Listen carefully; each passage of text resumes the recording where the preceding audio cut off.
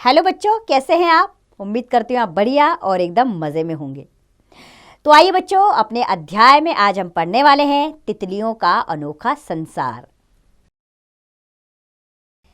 तो आइए तितलियों के अनोखे संसार के बारे में जानकारी ले लें, लेकिन उससे पहले कठिन शब्दों पर नज़र डालते हैं। तो कठिन शब्द हैं कैटरपिलर, कोकून, एंटीना, बटरफ्लाई, प्रकृति। ये सारे नए शब्द हैं आपके लिए। आप इनका उच्चारण करिए भली भांति और इनके लेखन का अभ्यास कार्य कीजिए।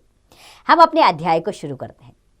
तो बच्चों, फूलों पर मंडराती सुंदर रंग बिरंगी तितलियां सबका मन मोह लेती है ना। अच्छी लगती है ना आपको भी, जब आप तितलियों को देखते हो कितनी कलरफुल रंग बिरंगी होती है वो। क्या तुम जानते हो कि ये सुंदर तितलियां अपने बाल्यकाल में, यानी कि बाल्य अवस्था में, बाल्यकाल में बिल्कुल अलग रूप रंग वाली होती हैं। इन्हें तब इल्ली यानी कि कैटरपिलर कहा जाता है। क्या कहते हैं इसे? कैटरपिलर। इल्ली का जन्म पत्ते पर चिपके अंडे में से होता है। वह अपने आसपास के पत्तों को खा खा कर बड़ी होती जाती है। उसका बाहरी आवरण यानी कि एक पर्दा, उसका बाहरी आवरण धीरे धीरे इतना कस जाता है कि वह एक दिन फट जाती है। उसके अंदर से एक और आवरण निकल आता है, अर्थात एक और पर्दा बाहर आता है। ऐसे ही नए नए आवरण बनते चले जाते हैं।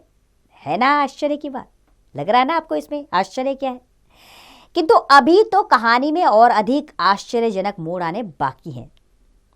एक समय ऐसा आता है कि इल्ली खाना पीना, हिलना डुलना बिल्कुल बंद कर देती है। अब वह अपने चारों ओर कोकून बुनना शुरू कर देती है। कोकून के अंदर पंखों का निर्माण हो रहा होता है। कुछ सप्ताह बाद यह कोकून फट जाता है और उसमें से निकल पड़ती है हमारी तितली रानी। इल्ली से तितली बनने तक का सफर सच में प्रकृति का एक विचित्र खेल है। तितली धीरे धीरे अपने पंख खोलती है और फिर उड़ जाती है फूलों की ओर। तितली का शरीर बहुत कोमल होता है। कोमल यानी कि बहुत ही ज्यादा मुलायम होता है। इसमें 6 टांगे, एक जोड़ी एंटीना, कई आंखें, मुख और सुंदर पंख होते हैं। यह अपने मुख से खाने का काम नहीं करती, बल्कि अपने आगे वाले पांवों से यह स्वाद का पता लगाती है। इसके लंबे एंटीना जीभ का काम करते हैं। यह उन्हें फूलों में गड़ाकर गहराई से उनका रस चूस लेती है।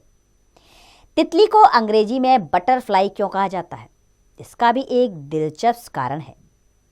यह देखा गया है कि जहां मक्खन यानी कि बटर के अवशेष फेंके जाते हैं, अवशेष यानी कि बची हुई चीजें, वहां यह मंडराती थी। तितलियों को अधिक ठंड पसंद नहीं है। यह भी सारस और हंसों की भांति सर्दियों के मौसम में गर्म प्रदेशों में पलायन कर जाती हैं। पलायन यानी कि वहां से चली जाती हैं। तितली 100 किलोमीटर तक की यात्रा बिना रुके कर सकती है। 100 किलोमीटर तक की। इसकी उड़ने की गति यानी कि रफ्तार, इसके उड़ने की गति भी किसी मोटर कार से कम नहीं है। यह 50 से 60 किलोमीटर प्रति घंटे की गति से उड़ सकने की क्षमता रखती है। इतनी कोमल सी तितली में इतनी शक्ति होती है, इसका अनुमान इसे देखकर लगाना कठिन है। अनुमान यानी कि अंदाजा नहीं लगाया जा सकता कि इतनी छोटी सी तितली उड़ने में इतनी सक्षम है। तितलियों की अनेक प्रजातियां हैं। प्रजातियां यानी कि उनकी और भी जातियां हैं। भगवान ने इनके पंखों पर चित्रकारी के एक से बढ़कर एक नमूने अंकित किए हैं, अर्थात इनके पंखों पर कितनी प्यारी चित्रकारी होती है। उनकी रंग योजना तो और भी अधिक मनमोहक होती है, यानी कि मन को मोह लेती है। वैसे तो ये अनेक रंगों और आकार की होती है, लेकिन सबसे बड़े आकार की तितली 12 से 14 इंच तक की होती है। इनका नाम है क्वीन अलेक्जेंडा। है ना तितली प्रकृति का अजब करिश्मा? करिश्मा यानी कि अनोखा चमत्कार। तो बच्चों, ये थी हमारी तितली रानी जिसके बारे में हमने पढ़ा। तो बच्चों, इसी तरह इस दुनिया में, इस धरती में अनेक जीव हैं जिनके बारे में आप जानकारी एकत्र कीजिए, पढ़िए, जानकारी लीजिए। आपको इतनी दिलचस्प जानकारियां मिलेंगी, जैसे यहाँ इस पाठ के जरिए हमने तितली के बारे में दिया आपको मजा आया होगा तितली के बारे में सुनकर, क्योंकि तितली बहुत ही प्यारा जीव है। अब इसका अभ्यास कार्य आप स्वयं कीजिए।